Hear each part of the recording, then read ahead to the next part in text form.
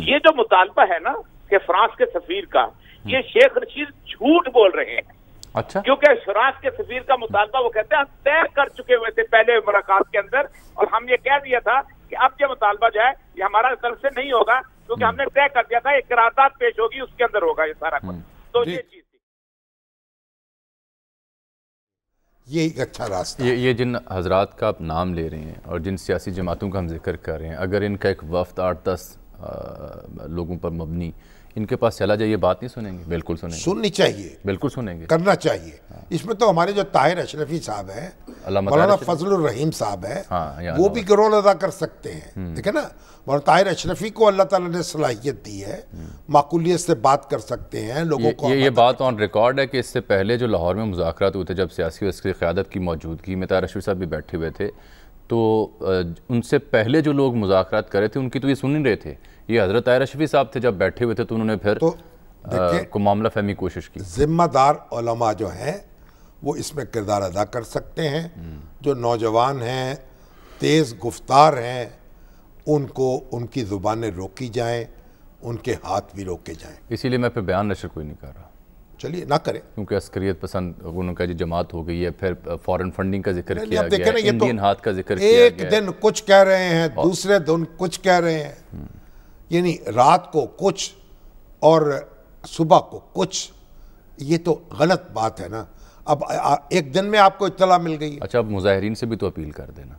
नहीं, मुजाहिरीन से तो अपील है। वो बच्चे जो हैं, अब साद रिजवी जो हैं वो तो जेल में हैं, जेल में मुज़ाकरात होते रहे उनसे, ये हमारे वज़ारा जाते रहे। और वो ओरिया साहब तो ये बता रहे थे कि भाई वो मेरे घर पे लोग इकट्ठे हो रहे थे, रास्ते में जब साद रिजवी को पकड़ा गया है तो उनके घर में आ रहे थे, एक रास्ते में पकड़ लिया गया।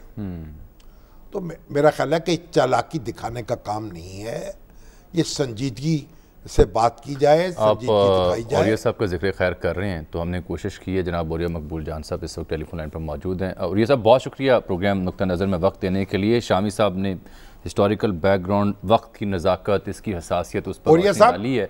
आप तो ये कह रहे थे कि सारी बातें तय हो गई, सिर्फ यानी गिरफ्तार शुदगान को रहा करना है और जो पाबंदी है उसका मामला तय करना है, और यही दो नुक्ते हैं जो ज़ेरे बहस आए। तो फिर ये क्या हुआ?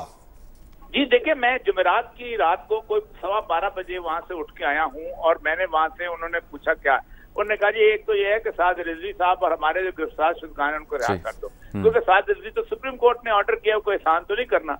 और साथ उसका ये था, उन्होंने कहा था कि हमारा जो शेड्यूल है ना वो उसको कम से कम खत्म कर दें, वो जो है उसका अपना ये लगाया हुआ अपना फोर्थ शेड्यूल जी, उसको खत्म कर दे। अच्छा, उसके बाद तीसरी चीज जो उन्होंने उनके उसमें ये कही थी कि अपना हमारा ये जो है ना अपना प्रेस्क्रिप्शन का जो है इसको खत्म कर दे। किसको? उन्होंने बोरी साहब सुन नहीं पाया आपको, दोबारा कहिएगा, ये चौथी बात आप बता रहे थे। अच्छा, प्रेस्क्रिप्शन जो है उसको कहते हैं खत्म कर दें, ठीक, जो कलअदम करार दिया गया है जी, कलअदम, ठीक ठीक। अच्छा, ये बातें मैंने एजाज चौधरी साहब को बता दी आके, उन्होंने इमरान खान साहब को मैसेज भी किया। ठीक। अच्छा, उसके बाद फिर दरम्यान में कुछ और लोग, मैं नाम लेना चाहता, जो करते रहे रात को 2-1 सूबाई वजीरों को लेके आगे चलाया है। ये जो मुतालबा है ना कि फ्रांस के सफीर का, ये शेख रशीद झूठ बोल रहे हैं।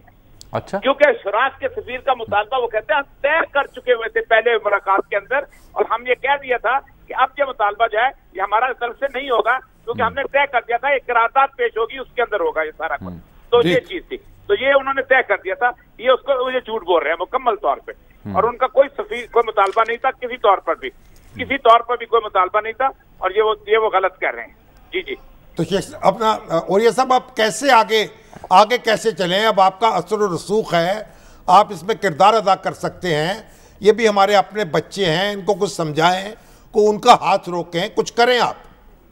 देखिए, मेरा असर और रसूख उस दिन खत्म हो गया था जिस दिन उन्होंने मुझे कहा कि सर हम आपको समझते हैं, आप हमारी तरफ से सालत बन सकते हैं, आप जाएं। उसके बाद हुआ ये कि इन्होंने वहां जाके, जो मैं तो 32 साल मैंने सिविल सर्विस में गुजारे हैं, ये जो पुलिस के लोग होते हैं ये तो जी देख लेंगे हम इनको, हम ताकत रखते हैं, हम रियासत की ये सूरत हाल है। अच्छा, पहले दिन जब शुरू की नेगोशिएशन, मैंने कहा आप तहरीके लब्बैक को नहीं जानते।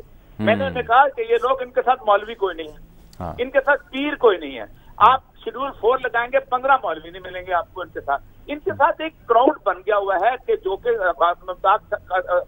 कादरी के जमाने के लगे, और वो लेते हैं अपनी ट्रेडिशन कि हम सारे जो है वो तरखानों का बेटा बनना चाहते हैं। ये वो क्राउड है, इसकी जज्बातियत है, इसको वो लेकर चलते हैं। अब आप नहीं कर सकते इनका मुकाबला, आप ना करें खुदा के लिए। अच्छा, सबसे बड़ी बात यह है कि 30 लाख जो है शामी साहब, 30 लाख वोट दिए मैं उस बंदे ने जी। अच्छा, 30 लाख आपके पास इतना डॉक्यूमेंट नहीं कि आप इलेक्शन कमीशन में जाकर उसको कलजम करा दे सकें, इसलिए आप जा नहीं रहे।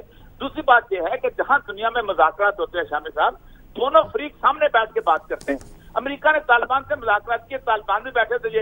आप अपने प्रेस कॉन्फ्रेंस करनी है, साद रिजवी को साथ बैठा के प्रेस कॉन्फ्रेंस करें, आप उनके साथ क्रिमिनल की तरह ट्रीट कर रहे हैं। आप समझते हैं मोहम्मद खान टाकू के साथ हमने ट्रीट करना है, ऐसे तो रियासतें नहीं चलती।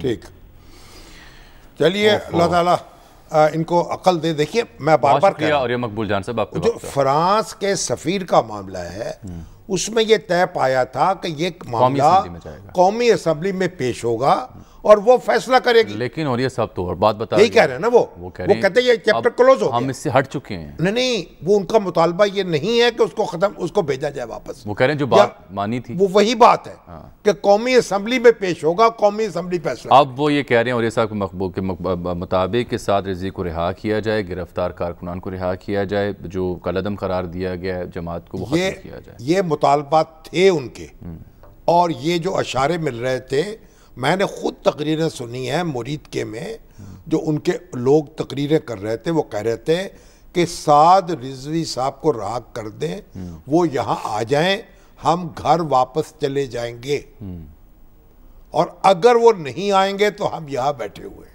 तो जब उनकी रिहाई का आपने वादा किया, उनको बाहर कर देते, वो वहाँ आते, फिर अगर वो दंगा फसाद करते फिर उनसे निपट लेते।